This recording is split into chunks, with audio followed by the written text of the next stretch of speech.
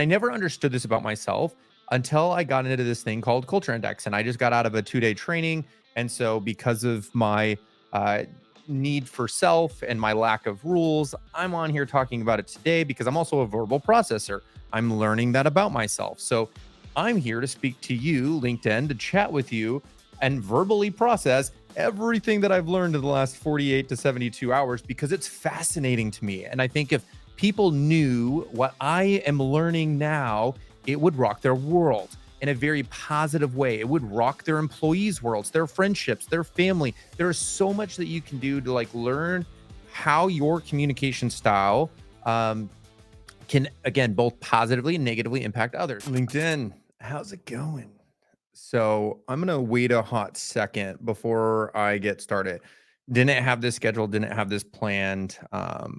Part of that's because I have a very unique personality trait, and that's I just do things randomly all the time whenever I feel like it. And um, I'm really on here to talk about something that I am on a personal journey of. Like I am personally going through this new management life cycle where I'm trying to figure out how to motivate my team. I'm trying to figure out how to inspire people, and I'm learning how to manage people better. And my goal in management is not necessarily how do I manage people as similar to me, but how do I manage people that are potentially the complete opposite of me. As we're building teams and as we're recruiting, more and more, and I think everybody, especially in a leadership role, starts to recognize that there's a lot of different types of people, how they receive information, how they feel valued, and all of these unique character traits that make them them. Every character trait on the planet is valuable. Every single character trait has a measure that has both positives and negatives. Everything is a giant pendulum swing.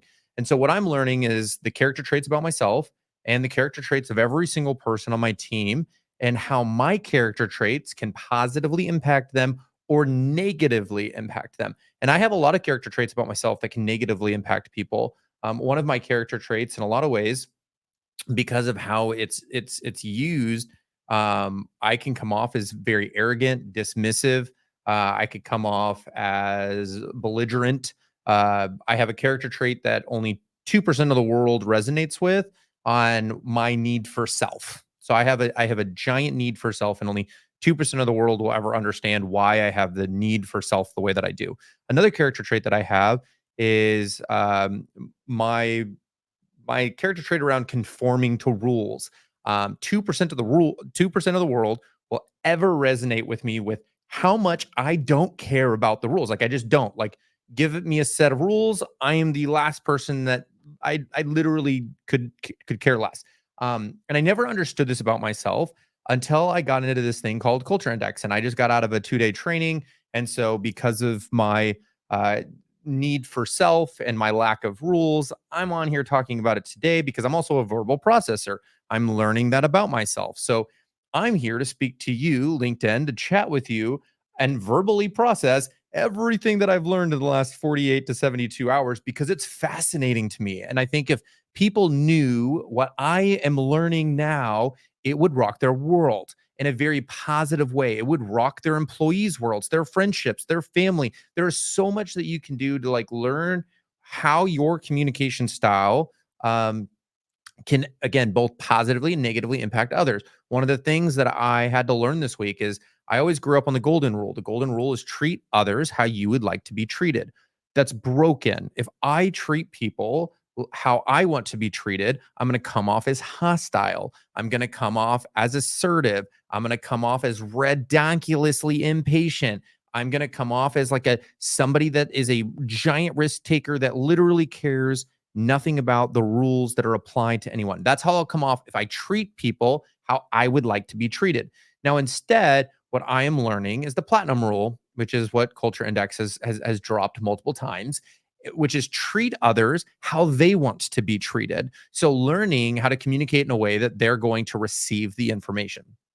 So, what I want to do here for a second is I'm going to anonymously talk about a past employee, somebody that I loved, somebody that I liked, but I failed them as a leader.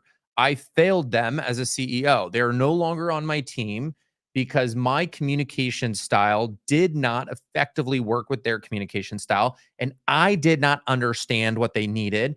And so I had them take this assessment, and it's overwhelmingly powerful to understand their character traits. So I'm just going to walk you through it for a hot second. And without knowing who this person is, maybe it's difficult for you to understand, or maybe this is amazing for you to understand. But I think the context that I want to provide at the very beginning is this: somebody that was a high performer. They were incredible. We did not give them the support that they needed to feel valued and respected in the organization. Therefore, they were no longer with us. Even though, if I could, I would have hired 10 more of this particular person. Like, if I could just like, if I could just copy paste and say go, I would potentially do that. Um, so when I look at their character traits, some of the things that was in there was, again, there's these interesting character traits, but their A to the B relationship is just like two character traits would suggest that they are defensive minded and risk adverse. And so their care about the bottom line. Um, and then their A to B relationship would suggest that they're the type of person that wants to experience something. They need to feel it, touch it, taste it, whatever. They need to do that. That's the type of person that loves role plays. That's the type of person that loves to simulate an experience. They're the type of people that need to, if they're going to be the person that wants to do a wedding rehearsal and really work out the wedding rehearsal before actually doing the wedding. And so, on a training standpoint, someone like this, where their A is behind their B, like, I would want to simulate an environment for them to touch it, feel it, taste it, whatever they need to do. So onboarding becomes mission critical in this case. If those two indicators were completely reversed, that's somebody that just wants to read something in the patch. Maybe they want to watch some videos, maybe they want to self-implement. So it's interesting because I'm now learning that in my onboarding strategy, there's going to be a certain group of people that want to simulate the environment, and they are what's classified as an inductive uh, processor. Inductive reasoning versus deductive reasoning. Inductive is, I want to experience it. Deductive is like, I would rather self-implement. Like, they're going to be your quick start. They're going to go. They have a lot more, likely. They probably have more gas than they do brake. So they're the type of person that just, if I'm hiring a recruiter or if I'm hiring a salesperson, it's the difference between somebody that just wants to get on the phone and just figure it out on their own versus somebody that wants to role play and simulate and to take a step back and really process things and really experience it before jumping into the thick of it. So for me, I'm like thinking about that, and that's so important as like a leader and as a manager and as a from the top down and the trainings and all of that to go, who are they and why? In addition, this person, they're fairly impatient, and then their C and their D, again, just indicators that you won't know what this means unless you go do culture index. So if any of this is inspiring to you, you reach out to me, and I will introduce you to the person that helped me on board with this and understand this and why I'm so passionate about it right now. So if this sounds fascinating and you want to hear, like, what is the C to D relation, what does that even mean? I'm happy to introduce you over to Samit, because he's awesome and this is incredibly fascinating and unlocking everything for me. But because the C and the D indicator are hooked, what that would suggest is everything is related to their leading measure. And in this particular case, their leading measure is social acceptance, sociability. And so that means everything that they do has to be tied back to if they're being accepted. And one of my frustrations when I was working with this particular person was they always wanted validation from every single person on the team. And when they didn't get validation or social acceptance from someone, they really broke down and they didn't understand it. And there's even another measure, which is, are they a left brain person or a right brain person? And so this person happens to be a right brain person, which is hilarious because a lot of people, when they say they need social acceptance, people might assume that that person's a left brain emotional, an emotion driven person. This particular case would suggest that they're not an emotional driven person. Matter of fact, they're a fact driven person. So they desire social acceptance over all other things. So they desire social acceptance over their own personal self.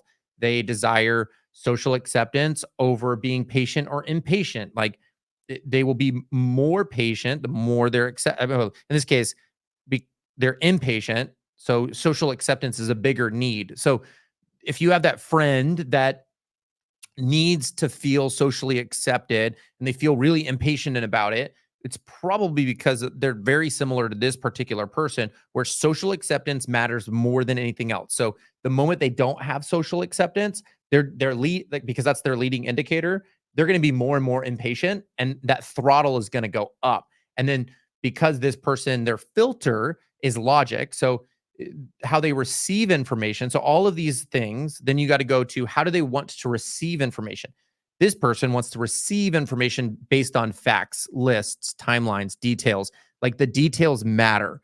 If this person had a left brain version, that person would be more around the experience. So this person is experience focused, but their only experience around like the systematic structure, the data, the information, the process, this SOP, like that's what this person's going to look for. If this person had a lower L rather than the SOP and the data, they would go, how does this make somebody feel? So they're going to be much more around like the experience and the emotions surrounding social acceptance rather than the facts. This person, very fact driven. There's another indicator around are they innovative um, or are they inventive? Meaning, do they create nylon or do they learn how to repurpose nylon and use it?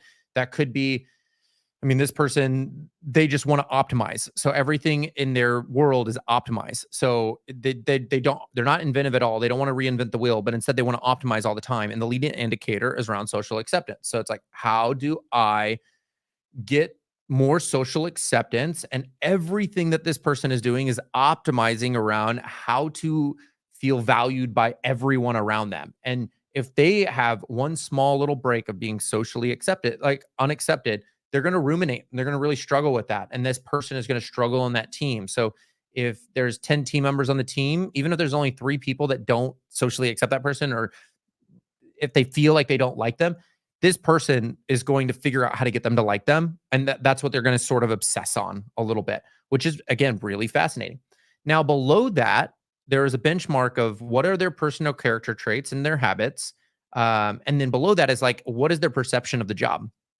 And so I'm doing a lot of self reflection on why did I fail this person? Why did it not work out? Because again, at the very beginning of this call, I mean, this not call, but like this podcast or, or this live, I'm sitting here being like, I would hire 10 more of them. Like, I want to repeat that. Like, let's do that one again. But it didn't work out because they didn't feel socially accepted. So they were feeling burnt out. And then I could go down to the job behaviors. In their job, they have their natural traits versus the traits in which they believe that they needed to exhibit. In this particular case, uh, their sense of self, perfect. We're good. Didn't adjust. Their pace, their ability to be patient or impatient, it stayed the same. However, what I can look at is that their B went down. So their B, their ability to be socially accepted went down. So what that meant in a sales world, right? It means that that person felt like there wasn't collaboration. There wasn't team effort. It was a dog eat dog world where people didn't need to socially accept each other. So therefore, their social acceptance score in the job, as they projected, if somebody were to go into this role, it would go down, was because they personally did not feel socially accepted. So therefore, they're projecting that feeling onto the job, which means that I need to figure out why someone might not feel as if the team has collaboration because collaboration went down in this particular case. In addition to that, this person, believes that there needs to be their D, which is their desire for conformity, their desire for policies, procedures, etc. They believe that this role requires more structure. So they felt like there was a lack of structure because their D went to the right. They felt like there wasn't enough policies, there wasn't enough procedures. They believe that this role requires more of what existed. So what I could see is like it felt like there was not enough collaboration and there was a lack of structure.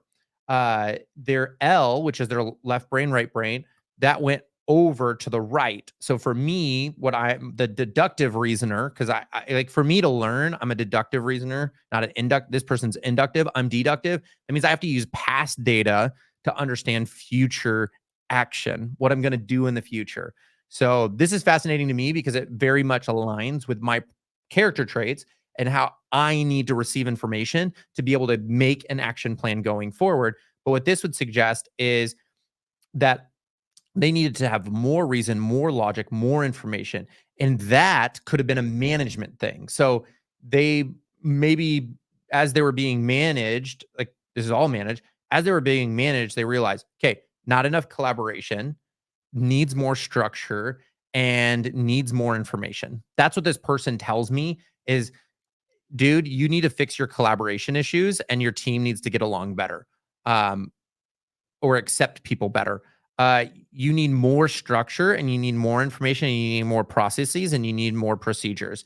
And you need more logic, less feelings. Throw away the feelings, people's emotions. Like in this case, it would be people potentially were more emotional. They needed to be less emotional. So because this person is already very logic based, their logic went more to the right, which would suggest that they believe that it should have been more ones and zeros, more robotic. Let's remove some of the emotions and which is funny and counterintuitive because it's like you need more collaboration, you need more rules, policies, and procedures, and you need less emotion because the emotions are causing a bottleneck for team collaboration and for and it's super fascinating. So I don't know if you have any management issues, if you have team integration issues, if you have team motivation issues, like whatever you might have. Like for me, I had a bunch of top performers that were potentially very vocal about like the things that they loved and the things that they didn't. And because of me, my management style, and then other people on my team, like I'm a very logic person, a logic based person. So because my L is very high, if I am and my right brain is very much what's inputting information. If I'm speaking to somebody that's very low L, what that would suggest is when I ask, you know, any sort of questions, their immediate response, because of the golden rule, treat others how you want to be treated, they're going to project their emotions at me. But because I'm a right brain person, when I receive that information, I actually get frustrated and I might become emotional. I might actually be seen as an emotional person because what's happening is I'm receiving subjective information when I want objective information because my love language in the business world, right? Like the way I want to process information is objectively. So objective information is going to make me feel like I'm going to be able to understand subjective information and subjective data, emotions, feelings, etc. I don't understand. So like I'm going to get really frustrated and I'm going to fact find. So my response as a manager, or even if I'm not a manager, let's say that we flip those things in reverse. Let's say that I'm the individual contributor reporting to my manager. Um, if it's all subjective stuff, I'm gonna get stuck. It's like I'm Futurama and I'm like that robot that his head's like exploding because I don't understand. By having this tool, I can teach both parties on how the other person wants to receive information and how the other person wants to communicate. So in this particular case, if this person is speaking to somebody that is sharing the feels, the subjective information rather than the logic, this person needs to understand that, and vice versa. They have to be able to mimic the other person versus project their own personal desires. Because if they do that, the other person they're going to speak two different languages and they're going to be speaking past each other, and neither one of them will understand. You're like, well, I gave you the facts. I gave you the historical information. Like I gave you the data. Like I don't understand why any of this matters. It's it's like, let's say that your friend, right? You have somebody that says, I just got fired.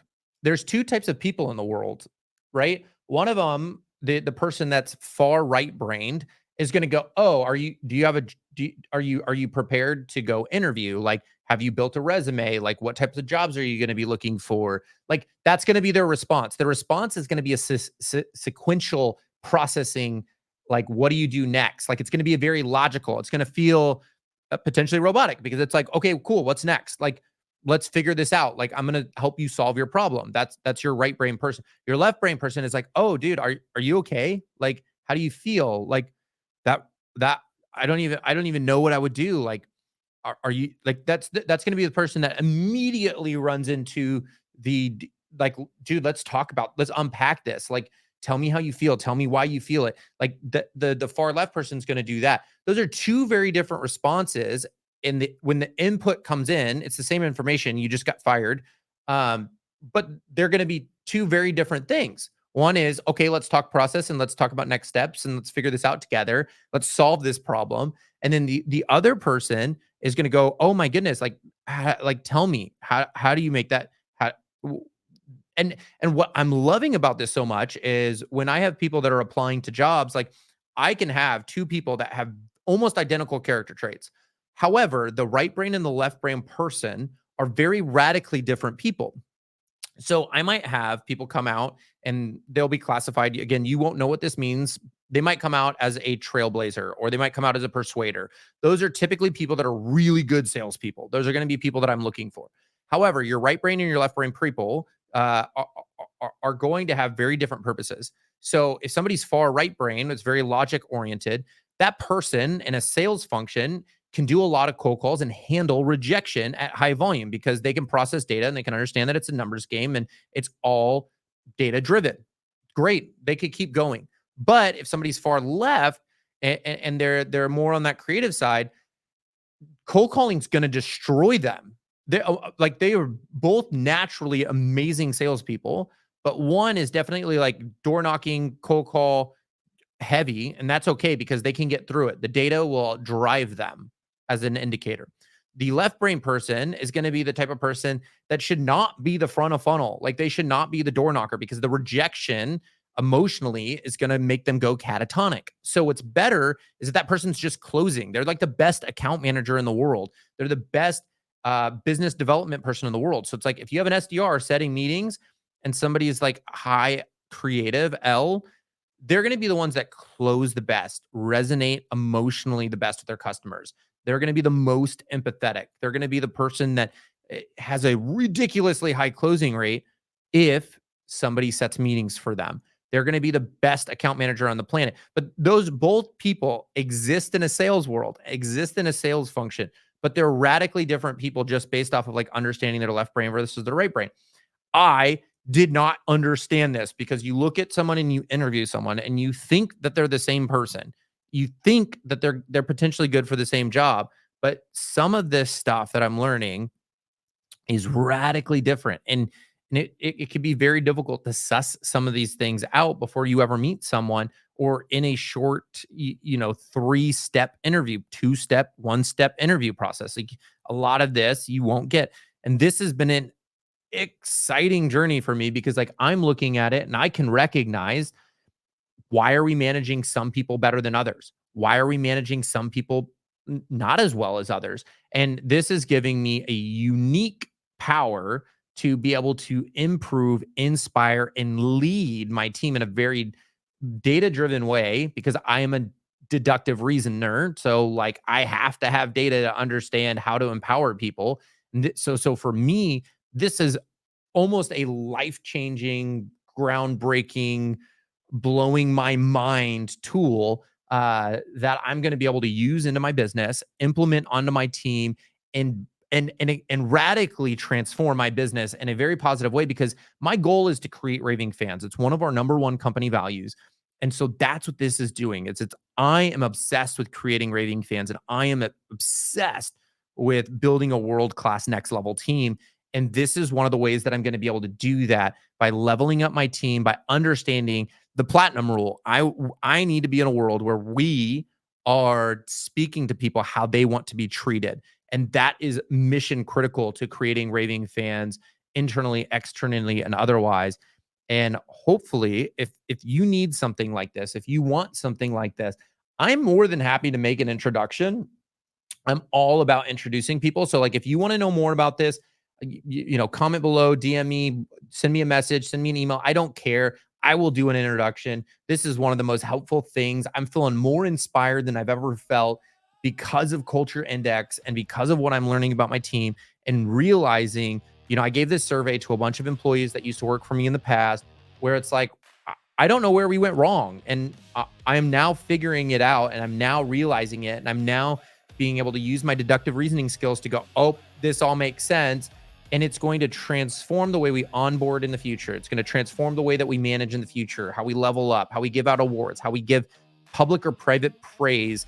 And it's going to do everything we can to create an environment, creating raving fans, and making sure that we become the number one voice in talent acquisition in the world.